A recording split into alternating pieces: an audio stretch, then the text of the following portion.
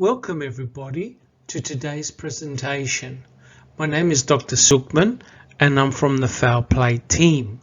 The title of today's presentation is Who Needs a Coroner and a Forensic Anthropologist when you have a Bobcat? And in today's presentation, I'm going to have a close look at Dr. John DeHaan's 2017 affidavit that he did for Kathleen Zellner.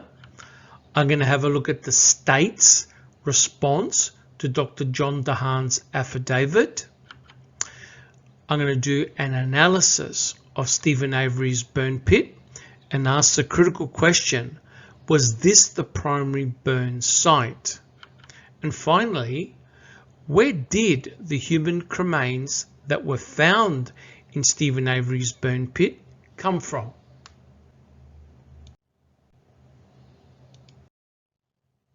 So let's start by having a look at John DeHaan's affidavit. And what I'll do is I'll start at point number 2. I, John DeHaan, PhD, am currently an independent forensic scientist, fire consultant. A copy of my CV is attached as Exhibit A to this affidavit. In the course of my professional practice, I have been a forensic scientist, criminalist since 1970, having served with the Alameda County Sheriff's Department, California Department of Justice, Bureau of Forensic Services, and the U.S. Treasury Department, Bureau of Alcohol, Tobacco, and Firearms. I have served as president of FireX Forensics Incorporated since its incorporation in January 1999. I have been involved with various aspects of fire and explosion investigations since 1971. In the past 12 years, I've testified as an expert witness in over 50 cases. Information about those cases is listed in Exhibit A. In the past 30 years, I have authored a major textbook, co-authored 1 textbook, chapters in 3 textbooks, and over 30 articles, and the titles are listed in my CV Exhibit A. And as we can see on the right hand side, he was a co-author of a book entitled Forensic Fire Scene Reconstruction. The upshot of this is that Dr. John DeHaan had a vast amount of experience as a forensic fire scientist, and that's why Kathleen Zellner employed Dr. DeHaan to have a look at the burn pit and burn barrels that were found in the Avery salvage yard and around the salvage yard.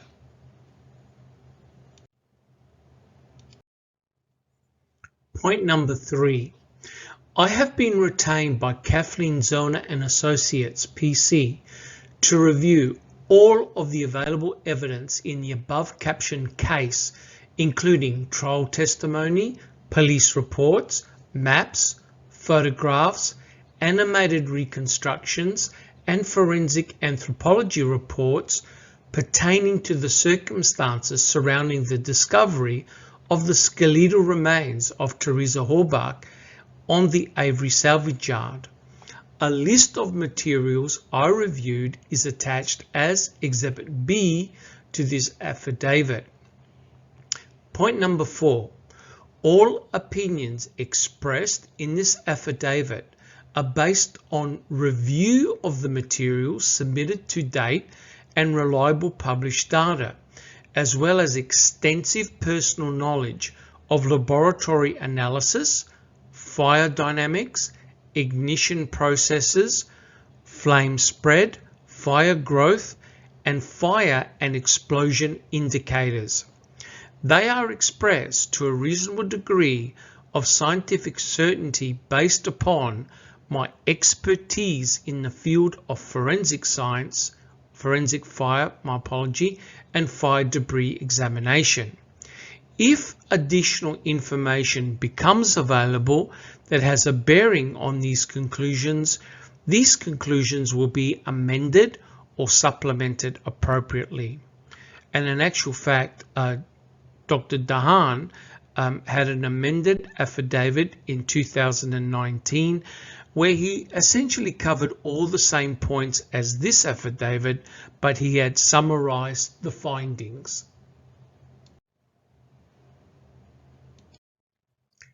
1. Overview of the scene, point number 5. Now, in point number 5, essentially what Dr. Dahan does is he gave an overview of the Avery salvage yard, basically what the salvage yard was comprised of and who actually lived at the Avery salvage yard. And as we can see here, he summarized it as the following. The Avery auto salvage yard had contained the residence of both Dolores and Alan Avery, Charles Avery, Stephen Avery, as you can see in the red square, and Barb Yunder, who was at the time living with her 4 sons. Now, this was true as of November the 5th, 2005. This is the date when the law enforcement officers took the property under their control. The other important point that Dr. Dahan pointed out was that the Avery salvage yard was surrounded by several quarries, and also there was dense forestation which was close to the salvage yard as well. Point number 6, burn barrels and the burn pit. There were at least 7 burn barrels on the Avery property when it was taken under law enforcement control on November the 5th, 2005. Stephen Avery had 1 burn barrel approximately 40 yards northeast of his residence in a fallow field that bordered the Avery property to the north. And you can see that on the picture on the right hand side. There were 4 burn barrels situated in a cluster to the south of Barb Yunder's residence. There was 1 burn barrel situated to the west of Dolores and Alan Avery's residence. There was 1 burn barrel situated to the west of Charles Avery's residence. All 7 burn barrels were reportedly regularly used to burn common garbage, e.g. from the kitchen or bathroom. The burn pit behind Stephen Avery's garage was reportedly routinely used to burn household and automotive discards, trash and animal remains. So I think it's a fair assumption to expect to see animal remains, both bones and bone fragments, in Stephen Avery's burn pit. Point number 7. The Avery property was bordered on its south and west sides by active gravel pits, operated by Fred Redont Sons Incorporated. Several burn barrels of various sizes were observed within the Redont pits. Manitowoc County operated a gravel pit to the south of the Redont pits. The Manitowoc County pit did not border the Avery property. Here we can see a picture, a close-up picture of Stephen Avery's burn barrel, and also the Yunder Dassey burn barrels, of which there were 4. Point 2. Discovery of bones in Stephen Avery's burn pit. Point number 8. There was a burn pit on the south end of a low gravel mound that extended south of Stephen Avery's garage. The gravel mound was 1 to 2 feet in height and roughly circular in shape, with a diameter of approximately 30 feet. The burn area was rectangular with a length of approximately 6 feet and had been dug out of the gravel mound down to native soil. On November the 8th, 2005, Sergeant Jason Jolst of the Manitowoc County Sheriff's Department observed what he suspected may be a vertebra on the grass outside the south edge of the burn pit. When S.A. Sturdivant confirmed it as bone, the burn pit was cordoned off to await forensic examination. Point number 9. The burn remains of vehicle tyres, unburnt tyres, various hand tools, and a vehicle's bench seat were recovered in the vicinity of the burn pit. Sergeant Jost observed the following items, in quote, in and around the area of the burn pile, close quotes.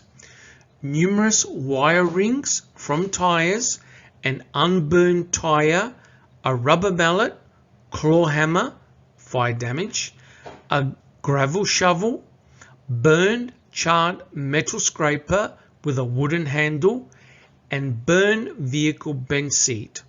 Apparently, no examination was performed to establish if any trace evidence linked these items to the death of Miss Horbach or the burning of her body.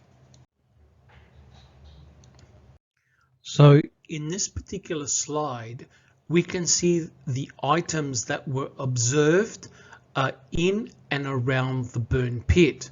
But take note, the vehicle bench seat was found off the burn pit, the Stephen Avery burn pit. Point number 10. The burn debris reportedly appeared to have formed a hard crust, possibly as a result of the rain that had fallen in the area between Saturday, November the 5th and Monday, November the 7th, 2005. Around 3 p.m. on November the 8th, 2005, personnel from the Wisconsin State Crime Lab set up their sifting apparatus, which consisted of 2 sifting screens suspended under a tripod, all on top of a tarp to catch particles that pass through both screens.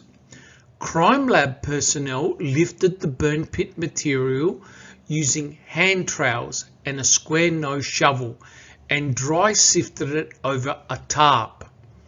No forensic anthropologist was present for the excavation of the burn pit.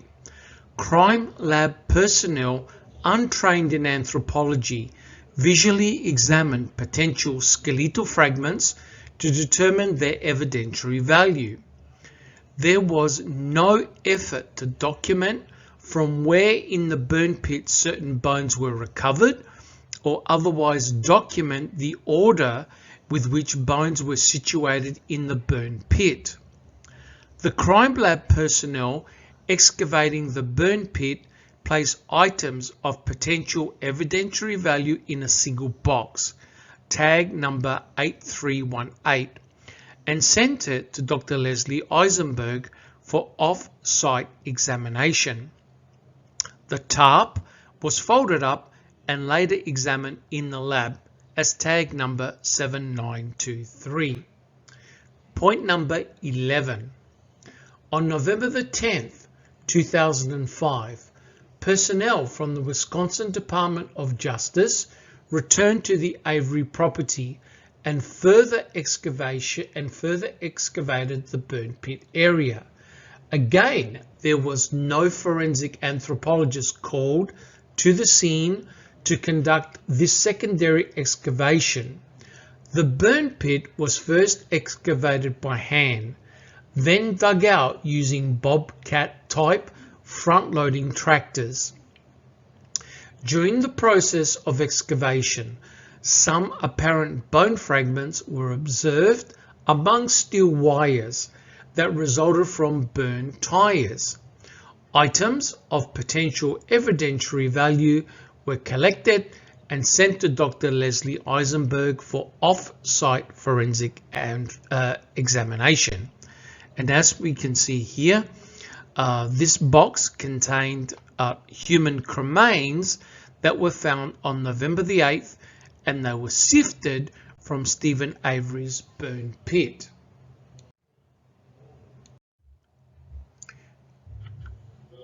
3. Dr. Leslie Eisenberg's examination of bone fragments. Point number 12. The suspected bones and teeth were examined over a period of weeks by forensic anthropologist Leslie Eisenberg, PhD. Based upon her examination, she concluded that the numerous human bone fragments recovered were most probably from an adult female less than 30 to 35 years of age. Due to patterns of damage to several fragments of skull and minute metal fragments, Dr. Eisenberg concluded that the victim had been shot in the head. She also concluded that a number of the bone fragments in tag 7964 and tag 8675, suspected human, showed evidence of crushing or cutting with a tool.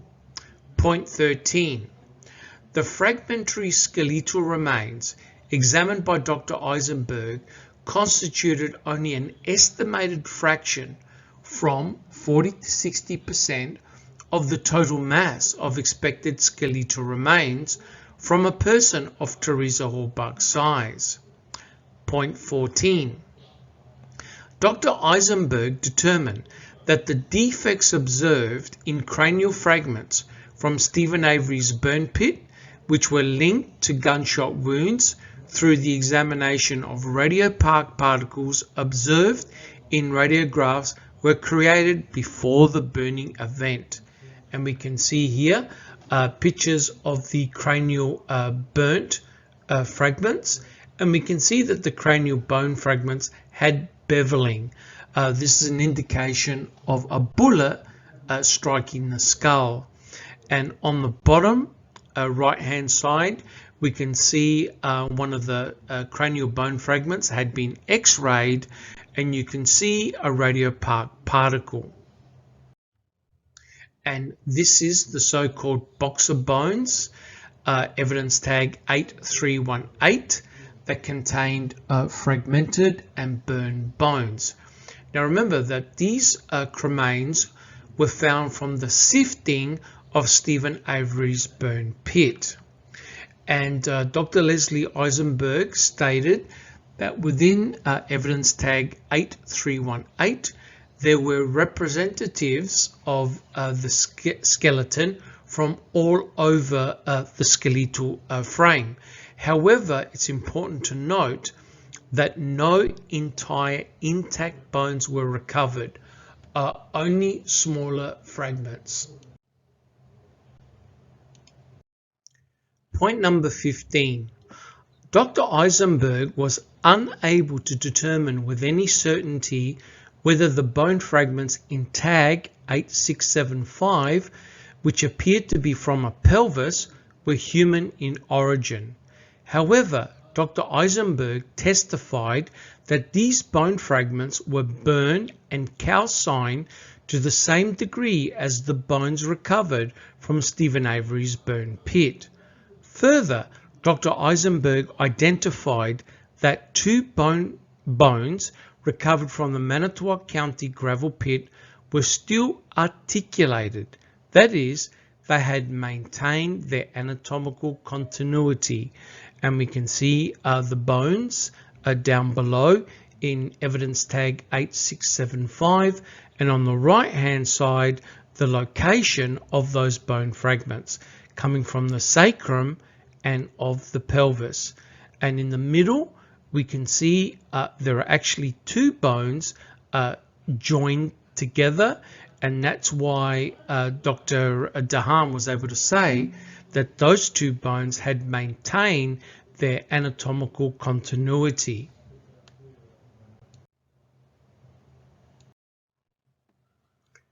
Point number 4, Dr. Dahan's analysis. Point 16. It is my opinion that the documentation, examination, and recovery of the remains at the Avery scene were all below acceptable professional standards of practice. A properly conducted recovery would have involved more comprehensive photography of the burned bones in the burn pit and better documentation as to from where and when all bones were recovered. It is my opinion that someone better qualified to recover potential human remains should have been summoned to perform this examination. There were incomplete and confusing descriptions of where various possible burn barrels were located, with incomplete numbering and chain of custody. The critical first excavation and recovery on 8th of November 2005 was rushed, and when darkness fell, aided only by flashlights. So it's pretty obvious here that Dr. DeHaan was extremely scathing in the manner that the burn pit and burn barrels were processed in this situation. It was pretty obvious that Dr. DeHaan was very scathing in the way the Steven Avery burn pit was processed on the day. And the diagram down below actually highlights how the burn pit should have been processed. Basically, you lay down a grid network and you use brushes to remove any dirt and debris that is found in the burn pile. But clearly, a lot of things went wrong when the burn pit was actually processed on the Avery salvage yard. For example, there was no state coroner present. There was no forensic anthropologist. There was no extensive photography, and there was no proper chain of custody. Essentially, everything that could go wrong did go wrong in the processing of the Steven Avery burn pit. Point number 17. The appearance of the remains as found is often critical to the reconstruction of a fatal event or the destruction of a body. In this case, the minimal photographs taken before the excavation revealed very little useful information, as there were few close-up photos taken before or during the recovery excavation process. In the pre-excavation overall photos, the area of interest was largely obscured by the shadows cast by the team of investigators standing nearby. In the few photographs of the burn pit, there appeared to be numerous dried leaves that obscured nearly all identifiable detail of the material below. From Sergeant Jolce and Wisconsin DOJ Special Agent Sturdivant's description, it appeared that the remains showed no anatomical relationship to each other. Some remains were found outside the burn pit, and no large bones, more resistant to fire, were visible at all. There was not sufficient pre-excavation documentation of the condition of the materials in the pit to establish the sequence or time of deposit of the remains ultimately recovered from the burn pit. There was no assessment of fuels associated with the fire, other than describing the remains of the steel belts and beading of burn vehicle tires. Point number 18. The undersigned has had extensive experience with the combustion of human and animal remains under controlled conditions, both as part of inquiries related to active casework and as an instructor to the Forensic Fire Death Investigation course, presented annually by the Slow Fist Fire Investigation Group since 2008.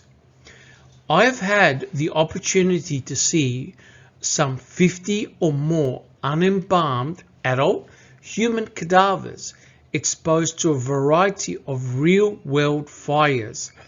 These range from accidental kitchen fires to whole room post flashover structure fires to trench and roadside body disposals to vehicle fires to dumpster and burn barrel disposals. Two of the primary instructors are forensic anthropologists, Dr. Alison Galloway from the University of California, Santa Cruz, and Dr. Elaine Pope from the Virginia State Medical Examiner's Office. We all assist in the preparation of the demonstration fires, set as practical exercises for the students, observe the fires, and document the results and the investigations recoveries conducted by the student teams. Point number 19. As described in Kirk's fire investigation, destruction of a human body by fire is a progressive process. Upon first sustained exposure to fire, the skin shrinks, chars, and splits, exposing the subcutaneous fat. The fat renders out to support a flaming fire adjacent to the body. The muscle tissues dehydrate, char, and burn reluctantly.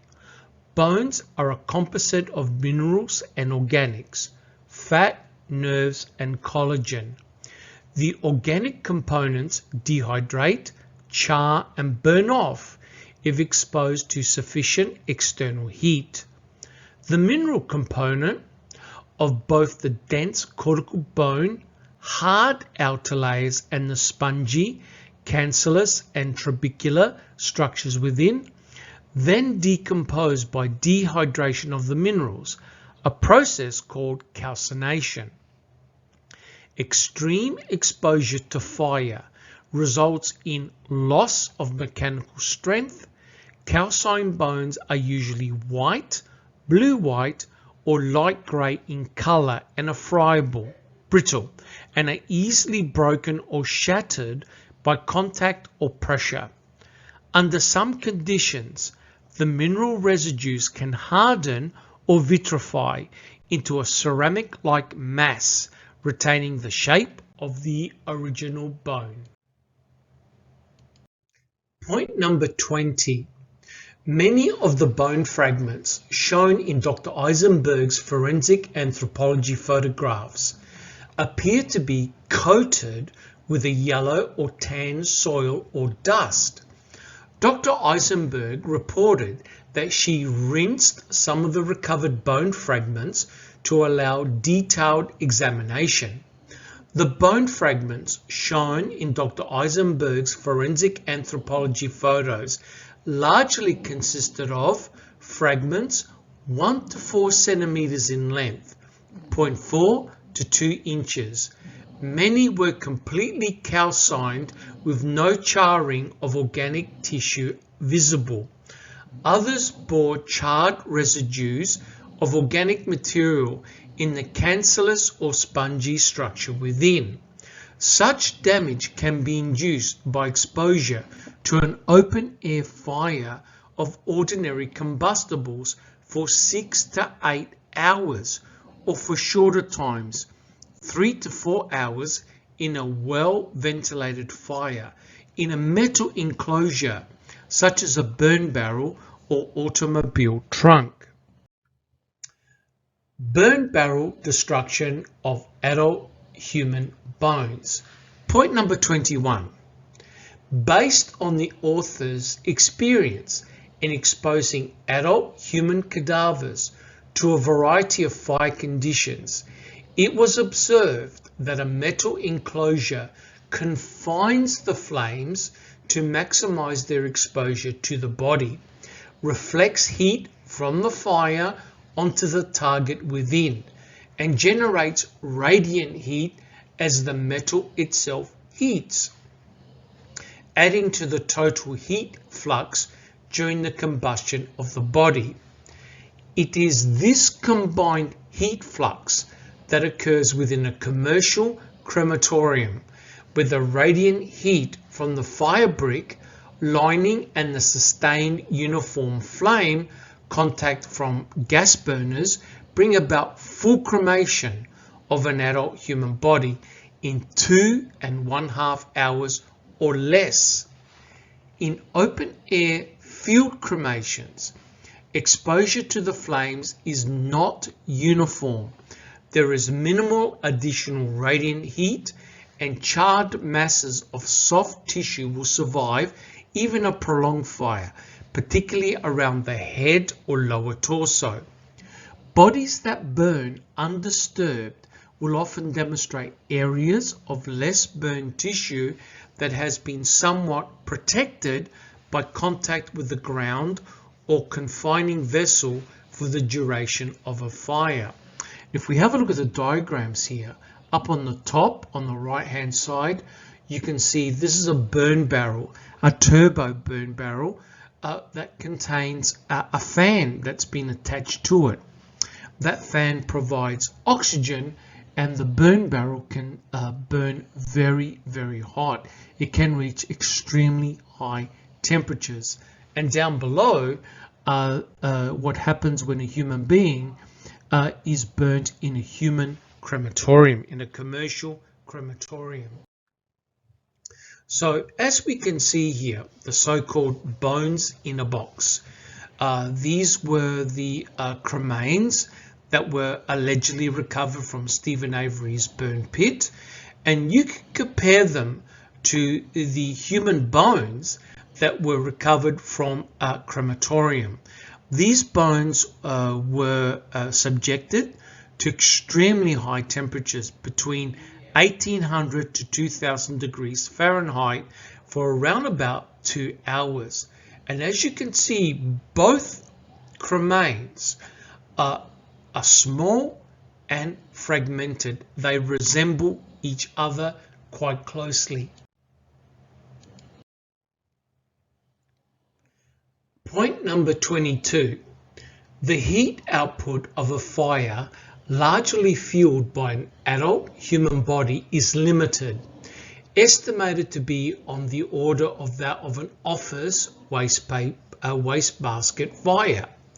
The more massive tissues and bones require a larger, more sustained fire to be consumed or calcined. This can be accomplished with the inclusion of a vehicle tire because it will burn energetically for extended periods of time. If a body is allowed to burn undisturbed to completion in either an enclosed or a well-fueled or ventilated fire, the larger bones will retain their relative anatomical position. Head, neck, shoulders, upper arms, humerus, spine, hips, pelvis, upper arms, femurs. The process of stoking a fire with additional lumber or stirring with an implement during its active burning will cause the mechanical destruction of the bones as they are calcined by the flames and often considerable displacement. The larger bone masses, hip joints, shoulder blades, base of skull at the spine will remain mostly intact, even after stoking and extended cremation of an adult body. The appearance, size, and type of bone fragments documented in Dr. Eisenberg's Forensic Anthropology reports and photographs exactly mirror the fragments recovered after burn barrel cremations involving frequent stirring and stoking observed by this author. Such destruction was observed in wood-fueled burn barrel cremations as short as 3.5 hours. In one recent case investigation, the accused described stoking a large wood-fueled pyre with numerous adult human bodies for some 15 hours, then crushing most of the bones with rocks or wood clubs, and then removing the larger, more identifiable body parts that survived for disposal in the river.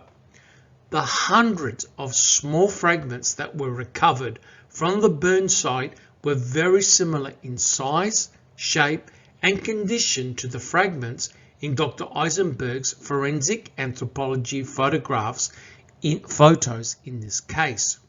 Note, this involved no confinement except for the wood fuel and was accomplished over a span of 15 hours in an open-air burning pit. So to summarize, in order to get a human being down to the level of bone fragments, as reported by Dr. Eisenberg, you can use a burn barrel, and it will take approximately 3.5 hours. Or you can accomplish the same in an open-air burning pit, but you need a lot of fuel and a lot of time. For example, the author, Dr. Dahan, found that up to 15 hours was required in order to convert a human being to the bone fragments. Electronic components from Stephen Avery's burn barrel exposed to moderate fire. Point number 23. Trial exhibits 405 to 413 consist of photos of partially burned Motorola cell phone components and photos of an exemplar device. The components do appear to be from the same model cell phone. The burnt components were exposed to a moderate fire that has scorched and melted the plastic surfaces, possibly from an ordinary combustible fire fueled by paper and/or cardboard. Burn barrel versus open burn pit. Required duration of burning. Point number 24. It is the opinion of the undersigned that the human remains recovered and examined by Dr. Eisenberg were physically entirely consistent with cremation of an adult human body in a field cremation involving a sustained and re-stoked fire for an extended period of time. In tests conducted as part of FFDIC exercises, open field, roadside dump fires on flat ground, it was observed that the more massive portions of the adult anatomy, base of the skull, shoulders, pelvis, were charred but were not reduced to calcined bone fragments in fires lasting 4 to 7 hours, but they did retain their anatomical relationship unless mechanically stirred during the fire. The duration of the fire necessary would depend on whether the fire was in the open, like the shallow burn pit suggested by the investigators, or in a well-ventilated metal vessel such as a large drum. Such destruction has been seen to be accomplished in as little as 3.5 hours in a well-ventilated, well-tended 55-gallon steel drum with wood fuel. Similar destruction in an open pit will require much more time, on the order of 6 hours or more. Teresa Halbach's body was not burned in the burn pit behind Stephen Avery's garage. Point number 25. It is further my opinion that the body was not burned in the burn pit. This is based on the reported lack of anatomical continuity of the remains, the findings of similarly charred calcined fragments in burn barrels and other locations on the property, and the absence of the more massive fragments that normally resist such exposure. I disagree with Dr. Eisenberg's opinion that the main destruction of the body took place in that pit, based merely on the amounts of remains recovered from the pit compared to the small fragments found elsewhere in two locations, one being a burn barrel from behind Barb Yunder's residence and the other a burn site in the Manitowoc County gravel pit, evidence tag number 8675. On this issue, I agree with Dr. Fairgreave's testimony that the location where most of the burn remains are found is not in itself proof of the location of the fire that destroyed the body. I have observed transfers of heavily burned remains under a variety of conditions that resulted in the largest amount of the fragmentary remains being transferred to another location with the loss of anatomical relationships.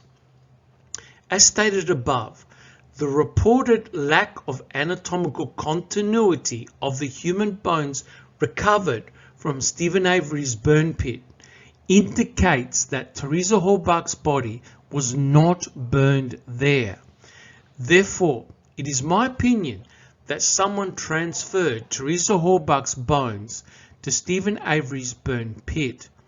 The discovery of larger fragments outside the margins of the burn pit, tag 7942, 7943, 7944, 7947, and 7948 per DCI evidence list, item 31, and the finding of human bone fragments with similar degrees of fire damage in numerous other areas, including burn barrels on site, is also consistent with the dumping of burned remains into the pit, with some rolling away.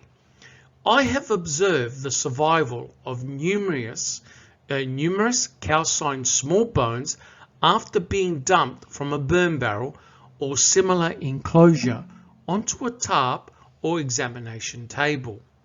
It should be noted that there were numerous steel vessels on the salvage yard and the surrounding properties that could have been used to burn a human body. These were not examined. The wool-fueled boiler and smelter were examined by S.A. Pevito, and no residues were detected there. 5.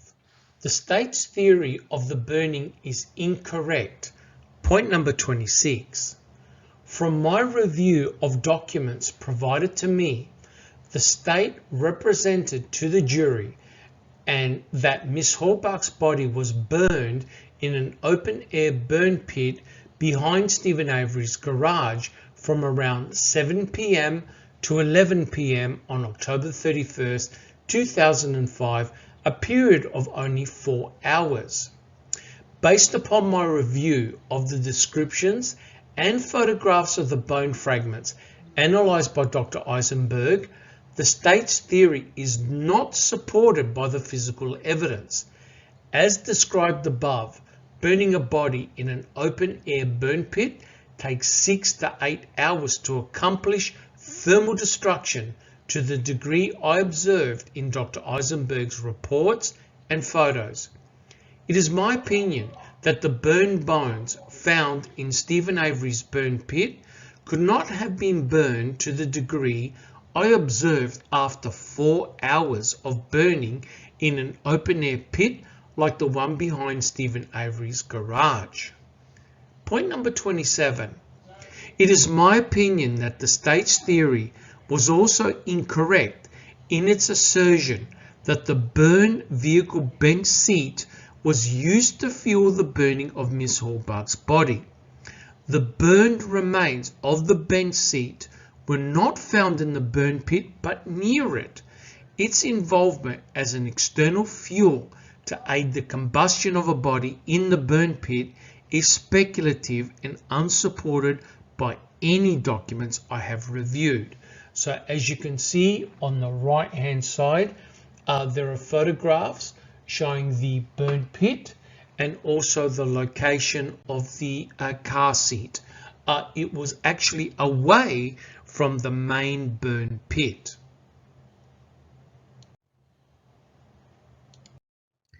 And if we have a look at this cartoon representation of the Stephen Avery's burn pit, we can actually see the location of the car seat that was burnt, and as you can see, it was away from the main burn pit. Point number 28, and this is the final point made by Dr. Dahan. It is my opinion that the state's theory was also incorrect in its assertion that burned bones were intertwined with metal belts resulting from the burning of tires with the body.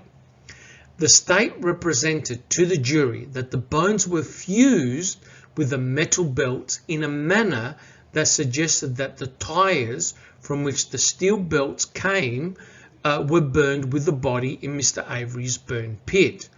Based upon my review of the photographs taken on November the 8th, 2005 and November the 10th, 2005, on the occasion of the second excavation of Stephen Avery's burn pit, the bone fragments appear to simply be mixed amongst the metal belts.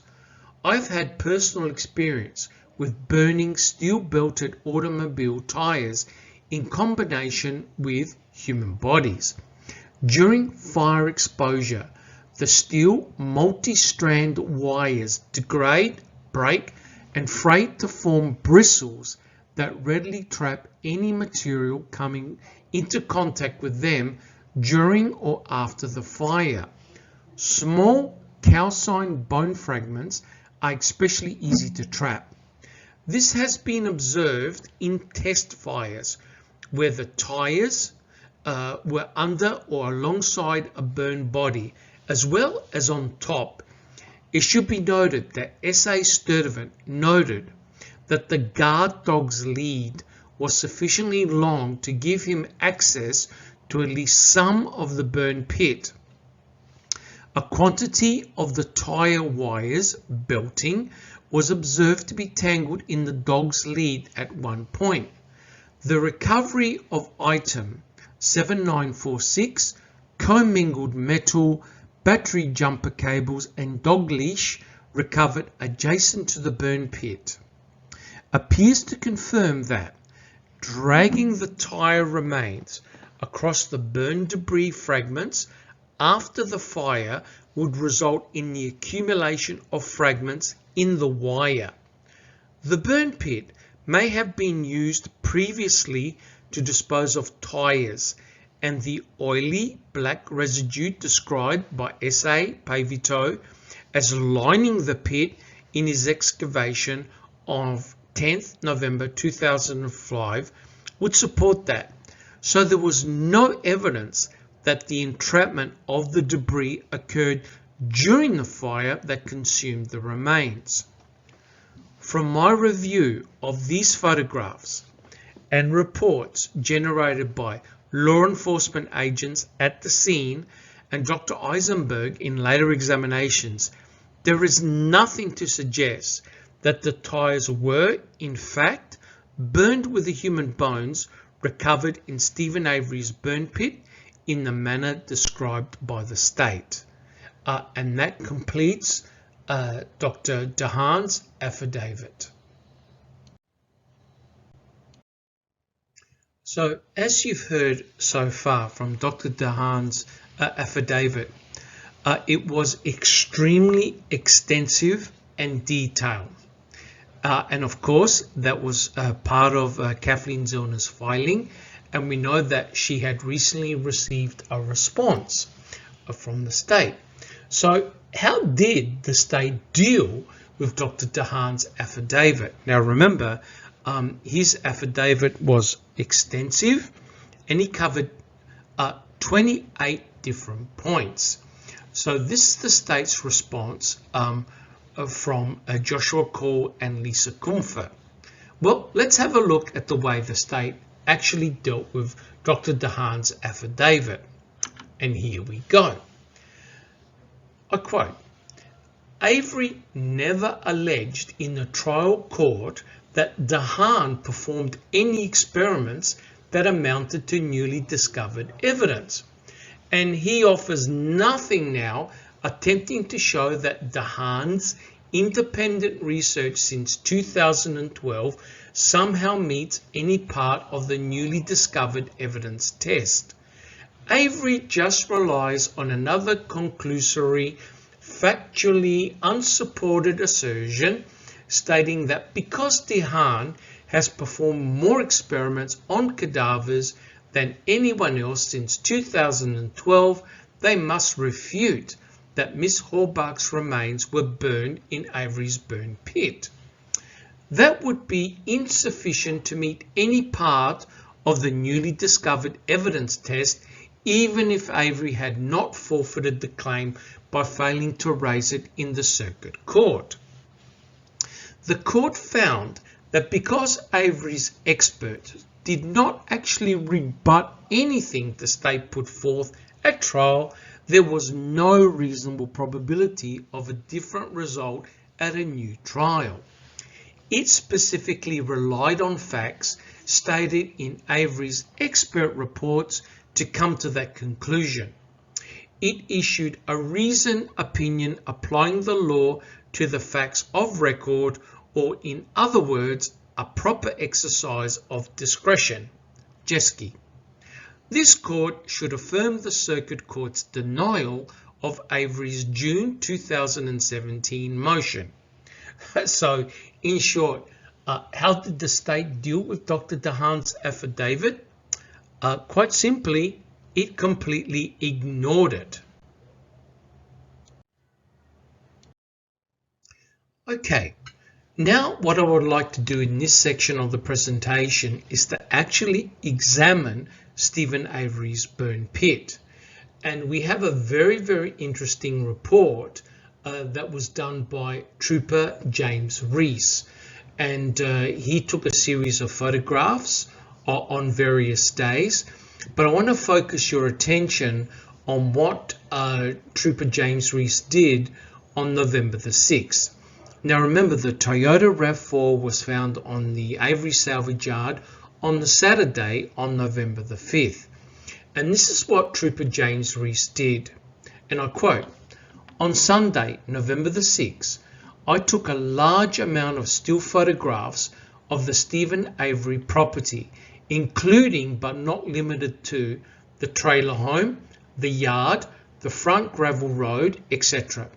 Included in this series of photographs were photos of a raised dirt and gravel pile located directly behind the garage belonging to Stephen Avery. The pile had a section in the front, south, that was dug out and had ash and burn materials in it. I also observed a shovel, a hammer, and a rubber sledgehammer in or around the pile. There was also a garden rake with a burned handle next to the pile. On top of this same pile was a dog, German Shepherd, that was chained up. I continued to take photographs while working my way around the entire property, including that of Barbara Yunder, Avery's sister." And in his report, he actually details all the photographs that he took and where he actually took them. And if we have a look on the right hand side, we can see photographs 11, 12, 13 and 14 were taken on the 6th of November at approximately 11:30 a.m. in the morning. And he gives a description that the photographs were taken of the burn area of the Avery property. So overall, what do these photographs actually show? Well, here are those 4 photographs that Trooper Reese actually took. Now, these actually are possibly some of the most important photographs taken of the Stephen Avery burn pit. Now, as you can see here, 3 of these photographs show Bear, Stephen Avery's dog, and as you can see, he looks pretty well unconcerned and unperturbed. He's not being aggressive or anything like that. Trooper Reese didn't make any comments that Bear was aggressive or angry in any particular manner. and you could also see on the bottom left-hand corner the seat and the car seat, and the car seat is actually outside the burn pit area, and you can also see it on the bottom right-hand corner. Now, these photographs were taken by Trooper James Reese on Sunday, the 6th of November 2005 at approximately 11:30. Now, the important thing is this: the dog, Bear, is present in the photographs, except one, but there is no crime scene tape anywhere. So these photographs were done obviously before the crime lab was called to the scene. And here's an enlarged photograph of one of the photographs that Trooper Reese took, and it gives us a bird's eye view of the burn pit. And as you can see, the burn pit itself was actually quite flat, and I've summarized it by saying that Steven Avery's burn pit, it's small, relatively small, it's flat, it's an open burn pit with nothing concentrating a fire. And remember with what Dr. Dahan said, such an open burn pit has a huge problem, and that is a lot of the heat is lost to the surrounding atmosphere, and to burn a human body to the state of bone fragments, you need a lot of fuel, and also you need a constant supply of fuel, but you also need a large amount of time. So as you can see, the burn pit on the bottom contains ash, and you can see that there's debris all around the burn pit area. And here's another close-up view of another photograph showing the burn pit, and you can see the car seat is away from the main burn pit, and also you can see within the burn pit there's some leaves, some rocks, and other forms of debris. Now, the reason why these photographs are so important is because they were taken at a time when no one knew about human cremains. They didn't know what had happened to Teresa Halbach. This was one day after the discovery of the Toyota RAV4 on the Steven Avery property. So these represent in situ burn pit photographs prior to any bones being found. And what I did is I blew up the areas of the photographs, those in situ photographs, to show you the ash and the debris that was present in the burn pit. Now remember, that ash layer is probably at the level of the grass. It's right down the bottom. Part of the burn pit has been dug out and used as a burning pit. But here's the question. Trooper Reese never mentioned that he saw bones, right? So where are the human cremains in the burn pit? And the other obvious question is this: where is the fuel source to sustain the fire if you're going to burn a human being to the point of small bones and small fragments? So the photographs taken by Trooper James Reese are actually probably some of the most important photographs taken of the burn pit. So let's have a look at some of the trial testimony regarding the burn pit, Steven Avery's burn pit, and what actually occurred.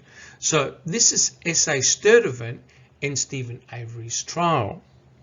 Question: in addition to tell us about the sifting apparatus. Answer: well, the sifting apparatus is a large tripod that has three large, I think there may be 3 foot in length, a couple of feet wide, different strains of different sizes, so the debris as you moved it around, certain things would fall through, certain things would remain above. And so as after setting that up and getting it all set up, we then took the debris from the debris pile, put it on top or shoveled it on top of these screens as it sifted through it, and again the small particles would fall through, the large ones would remain.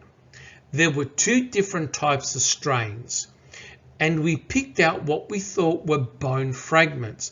Other things to include metal grommets as well as zipper, and all of those items that, again, I'm not an anthropologist, I'm not trained in that field. We picked out things that we thought might be bone fragments to include teeth and placed them in a box, which was then taken by the crime lab. So this is very important. So if we have a look at the photograph with Bear overlooking the burn pit, in that burn pit, they shoveled the ash, and from the ash, they allegedly recovered all the bones that you see in that box.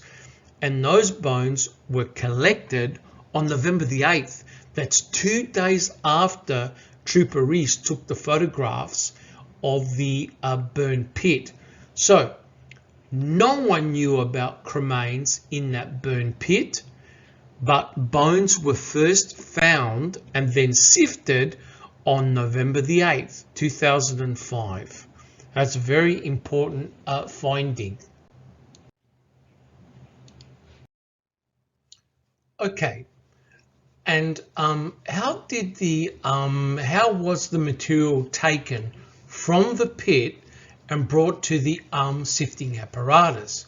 Answer: we set up the tripod. The tripod was just a short ways from the burn pit, if you will. Might have been maybe 6 feet from the burn pit. So you've got this tripod device set up. You've got these long elongated sifting devices that were supported by chains, and beneath that we put a brown tarp. John Erdl or someone else from the crime lab took the shovelful of debris up, placed it on top of the sifter, and we spread it with our hands and with our gloves, and we sifted through it and picked out those things that we felt were either bones or in some cases the metal grommets and the zipper that we could discern from the pile of debris. Other things, things that fell through were placed on or fell to the tarp. The debris that could not fall through was picked up and then dumped on that tarp. So everything that we sifted was collected on top of the tarp. Other things like maybe a seat belt, a metal seat belt fastener was left there, a hacksaw blade, other things that came out of that debris to include the steel belted metal from the tires that was left there as well. So we always sifted those things that fit on the shovel, and the things that we took out of that were placed in a large box that the crime lab had and took with them. So we did it relatively fast due to the darkness, impending darkness, and again carefully picked the stuff up, put it on top of the sifters and sifted through it, and picked out what we thought was bone material and other items of interest. Now remember, while all this sifting was going on, there was no coroner nor forensic anthropologist to observe what was happening. Question: what did you do with the burn pit area itself when it became too dark to continue the processing? Answer: we examined the scene and removed the stuff down to the ground surface. We did not dig in the ground. We left other items that we found there. The shovel and the hammer, the hacksaw blade, the screwdriver, the seatbelt fastener, the burned out frame, the tire, and other things were left at the scene. The scene was covered with a tarp. And my decision was, if this turned out to be Teresa Halbach, and we called Special Agent Fassbender, that we should then come back and more thoroughly examine the scene. But our intention at that point in time were to determine whether or not Teresa Halbach was alive or dead at that point in time. And that's why it was important to me just to get those bones off to the crime lab to see if in fact that we discovered Teresa Halbach. Answer. The bone fragments were concentrated within the pit, but there were some bone fragments intertwined within the steel belts, and so the bulk of the debris or bone fragments were located within the pit. Question. Sort of in a pile, in effect? Answer. Yes. Well, you've seen from previous pictures of the burn pit, those taken on November the 6th, that there were no bone piles in the center of the burn pit. That's a very interesting statement that S.A. Sturtevant made in regards to the bone fragments, that they appear to be in a pile.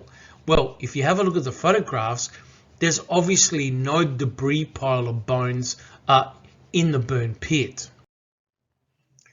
Question. During the time that you spent there at the scene in Exhibit 50, you were not aware of a forensic anthropologist being present at any time? Answer. No. Question. Weren't involved in calling a forensic anthropologist? Answer. I was not. No. Question. No photos were taken by anyone at the site during the sifting process itself? Answer. I did not take any photos. I'll take responsibility for that, and I'll take the criticism that comes along with it. No. I continue. Now, this is Mr. Erdl during Stephen Avery's trial. Question. Okay, now at this site, you didn't have a perimeter with a containment path around it, right? I mean, it was being worked on by the time you got there, right? Answer. Well, it wasn't a burial per se, so it wasn't a great perimeter. There was a scooped out area of dirt with ashes. Question. Right. Answer. So the ashes was our perimeter. Question. Okay, but somebody would use the shovel. You said mostly you, but sometimes others, and dig up a portion, then bring it over to be sifted, right? Answer. Right. Question. And this area, the whole area that was excavated, was about how big? Answer. Probably roughly the size of this table I'm sitting at. Question. And nobody, when you would bring over a shovel here or a shovel there, nobody made or kept track of where exactly in that, I guess we should identify it for the record, the area is what? Maybe 5 by 4? Answer. 5 by 4 feet. Yeah. Question. Okay. Nobody made or kept track of where within that area any particular suspected bone may have been, right? Answer. No. So if we have a look at the picture over here on the right hand side, it's pretty obvious that the actual burn pit was actually quite small. And what the state is saying was that Teresa Halbach was cremated in this quite small burn pit. And it's pretty clear that the crime scene documentation of the sieving process was very, very poor. There was no photographs, there was no video, and there was no documentation of what the investigators did at the burn pit. Now, once the cremains were sorted and sifted from the Stephen Avery burn pit, they were collected in a box, and you've seen ample pictures of that. That box was then handed over to the forensic anthropologist by the name of Dr. Kenneth Bennett, and he received those cremains, the box of cremains, on the 9th of November. And what I'm going to do is read out his analysis of those bones, of those cremains. And I quote, "At the time, date, and place given above, I received from Dorinda Freymiller, Special Agent DCI, a cardboard box presumably containing burned bones from a site unknown to me. Agent Freymiller asked for my help in determining whether these remains were human or non-human, and for any other information that might be useful in identification. I opened the box, which contained several dozen, no actual count was made, small, almost incinerated and fragmentary scraps of bone, many of which were immediately and incontrovertibly diagnosable as human. The remains were then poured out on a clean piece of cardboard and inspected piece by piece. Each piece was moved about with a knife point so as to prevent contamination with my own DNA, and at no time was such contamination allowed. There is no evidence to suggest that non-human animal bones are present, although many of the parts are so small and burned that species identification would be virtually impossible. Likewise, there is no evidence to suggest that more than one individual is involved, although for the same reasons more than one individual could be involved but simply unrecognizable. Some of the larger, more definitive parts were selected out and placed in an evidence bag, while some non-bony material received similar treatment. Notable here were several metal snaps, as on a blouse for instance, along with a zipper handle and perhaps part of a metal belt catch. Among the bony fragments, fortunately, was part of the ilium, ischium, acetabulum, and greater sciatic notch with an angulation of approximately 90 degrees. This is strongly indicative of the female sex. In addition, the size of a radial head, humeral head, zygomatic and faintly developed linea aspera all suggest female, even given considerable shrinkage due to heat. The rather broad age range given in the summary reflects the absence of the bones necessary for a more precise estimate, but of those bones present, all epiphyseal unions are complete, indicating an age over about 20 years. Likewise, although not the best indicator, all cranial sutures are still patent, which would tend to rule out an older individual. So Dr. Bennett was the first forensic anthropologist to have a look at the bones in the box, and he was able to identify them as being human from a female and an adult somewhere between 20 and 50 years of age.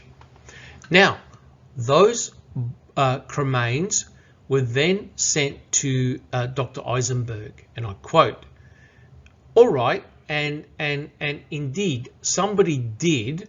So when you came to your office on November the 10th, there was a box waiting for you on your arrival." Answer: that's correct. Question: this was the box you've described as being under tag 8318? Answer: that's correct. So the first forensic anthropologist to examine the cremains was Dr. Kenneth Bennett, and the second person to have a look at those cremains was Dr. Leslie Eisenberg. Now, we can see here that I believe it was on the 10th of November, another crew came in, and this time they came in with a Bobcat, or Bobcats. Actually, there were two. And essentially what the Bobcats did, and you can see in the picture, is that they were essentially used to destroy the crime scene by digging it up. And here we have a police officer from DCI pointing to something on the ground. And as you can see, where he's pointing is actually away from the burn pit. And he's actually pointing to what looks like a bone. And you can see that it's a small bone. It's been burnt. And of course, we don't know what that bone is because there was no coroner or forensic anthropologist on site. But we can clearly see what the Bobcat was doing, or what the Bobcats were doing. They were basically digging up the burn pit, picking up dirt and bringing it to another location away from the primary burn site, or the of the fire pit. All right, so we can see here the Bobcat digging up the burn pit, and essentially you can see that the Bobcat has basically leveled the burn pit to the ground level. All right, so now we can summarize our findings, or Dr. Dahan's findings. This is point 10. Now this comes from Dr. Dahan's amended affidavit in 2019. And he says, and I quote, point 10, "It is further my opinion that the body was not burned in the burn pit for the following reasons. A, the reported lack of anatomical continuity of the remains. B, the absence of more massive bone fragments. C, the absence of pyrolysis products in the soil of the purported burn pit. D, the absence of 40 to 60% of the expected skeletal remains of a person of Teresa Halbach's size." Point number 11. It is my opinion that someone transferred some of Teresa Halbach's bones after burning elsewhere to Stephen Avery's burn pit. My opinion is based upon the discovery of larger fragments outside the margins of the burn pit and the finding of human bone fragments with similar degrees of fire damage in numerous other areas, including burn barrels on site. It is also consistent with the dumping of burn remains into the alleged burn pit, with some rolling or landing outside the pit. And it's pretty obvious now why the state essentially ignored Dr. Dahan's entire affidavit. And it's also obvious why Ken Kratz did not want to discuss any of the cremains that were found in the Manitowoc County gravel pit. And he also mentioned the cremains that were in Yonder burn barrel number 2. And how did he handle that? Well, he just simply said, oh, well, Stephen Avery picked up these larger bones and decided to move them to his sister's burn barrel, which makes no sense whatsoever. All right, so what made Ken Kratz originally come up with the idea that the Stephen Avery burn pit was the primary burn location? And during the trial, during Stephen Avery's trial, he said the following: Mr. Avery had a big whopping fire there on the 31st of October. And of course, his star witness was none other than Scott Tadich, which was to be Stephen Avery's brother-in-law and of course Brendan's stepfather. And when Ken Kratz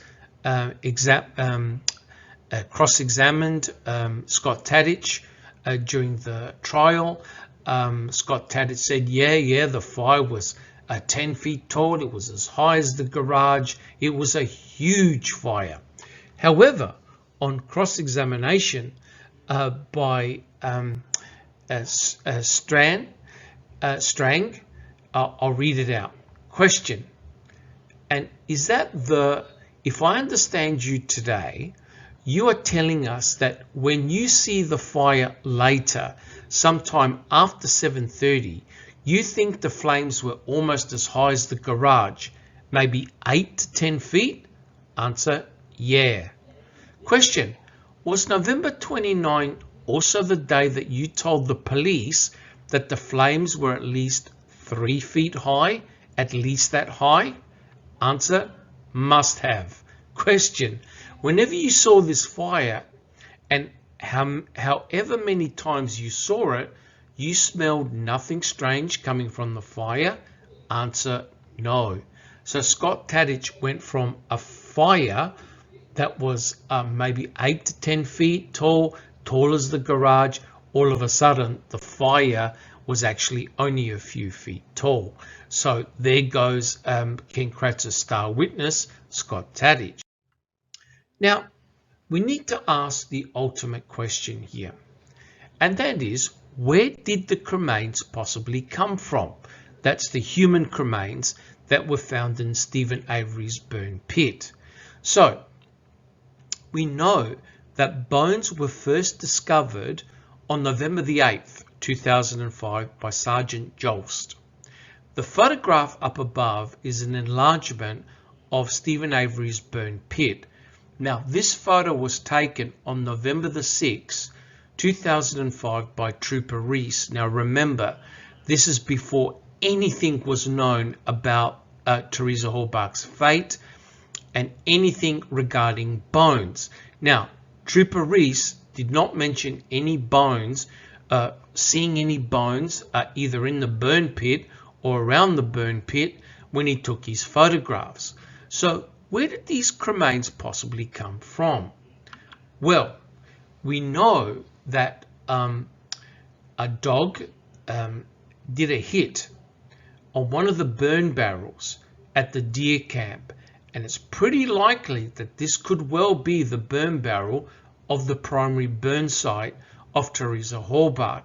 And all what was done to this burn barrel was that it was actually swapped for yonder burn barrel number 2, was swapped over. So therefore, they didn't have to physically swap over. All they had to do was swap over a label, because remember, according to the state, in yonder burn barrel number 2, it contained several human cremains, and the bone fragments were rather large. So were there any other possibilities of human cremains? And I think the answer lies at Cuss Road. Now, the events at Cuss Road occurred on November the 7th, 2005, and we know that there was a suspected burial site at the end of Cuss Road in the wooded area. We know that Bushman, who came out of retirement for one day, I believe that he found, and a lot of other researchers also believe, that he indeed had found body parts, likely a torso or a stump, at the so-called suspected burial site. And what Bushman did was he gathered up the body parts or the torso or the stump and placed them either in a bucket or bags, went inside the ambulance and drove away with those cremains or body parts in the ambulance. The actual burial site itself was sanitized so the dogs would no longer do a hit at that particular site. But remember, one of the, I believe it was a scent dog, wanted to cross a yellow police tape, but Sheriff Pagel prevented the dog from crossing the yellow tape, which is very, very interesting. So potentially human cremains could have come from the Cuss Road burial site. They could have come from the deer camp, the burn barrel, and remember, Dahan said that a burn barrel would get hot enough to convert a human being to smaller bone fragments. And so, if these cremains were dumped after November the 7th into the burn pit, either on the night before Jolst and other law enforcement arrived at the burn pit. Then that way the bone fragments can be so-called discovered on November the 8th. And of course, once these cremains were sifted, this is how you ended up with the actual box of bones that were derived on November the 8th, 2005. So Dahan's affidavit is very, very powerful. It strongly suggests that no human being was burnt in this quite small burn pit, which was quite small, open, and it's very likely that human cremains were actually dumped in the burn pit and subsequently discovered on November the 8th.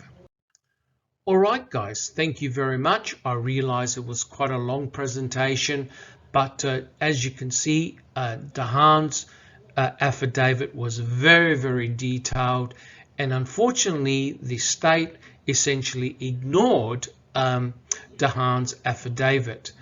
And I'm Dr. Silkman, and I'm from the Foul Play team. Please join us on our YouTube channel, and here's the link over here. Thank you very much, and catch you in another presentation soon. Thank you.